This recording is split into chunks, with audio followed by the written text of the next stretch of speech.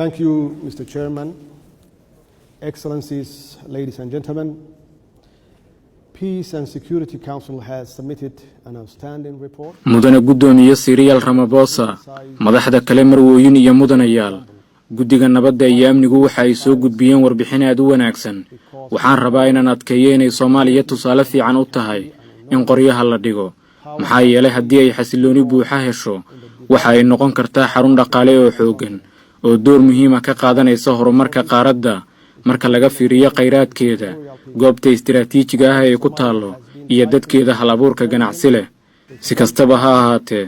Soomaaliya waxay muddo la dagaalameysay argagixisanimada caalamiga ah iyadoo gacmaha ka xiran xunaqabateynta hubka ee qaramada midoobay ee Soomaaliya waxa ay xadidaysaa awoodii aan ku heli lahayn hubka lagama maarmaanka u ah in laga adkaado argagixisada kuwaasi oo qaraxyo guryaha lagu sameeyay la beegsado muwaadiniinta aan waxba galabsan iyo ganacsiyada gaarka loo leeyahay iyadoo ay taasi qayb ka tahay qorshaha kala guurka ee amniga Soomaaliya waxa ka go'aanay si buuxda mas'uuliyadda amnigeeda uga la wareegta AMISOM taasina waxay u baahan tahay ciidan qaran oo si fiican u qalabaysan si looga jawaabo halista imaan karta from AMISOM, and this will require a better equipped Somali National Army able to respond. qorshaha kala guurku waxa uu u baahan yahay in la dhimo ciidamada AMISOM laakiin waxaan u baahanahay qorshe cad oo lagu dhisayo ciidamada xoogga dalka Soomaaliyeed si ay mas'uuliyadda uga la wareegaan AMISOM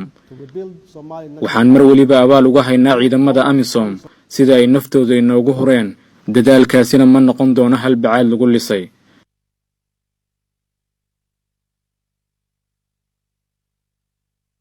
qoridhigistu waxa ay mudnaan muhiim ah u leedahay qaaradeena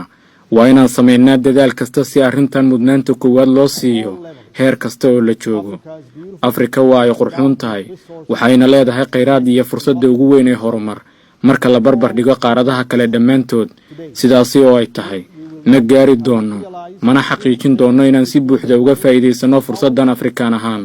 haddii aynaan dhigin qoryaha isla markaana aynu ka shaqeyn abuuridda xaaladaha horseedaya horumarka dadkeena mahadsanidin dhammaantiin I thank you.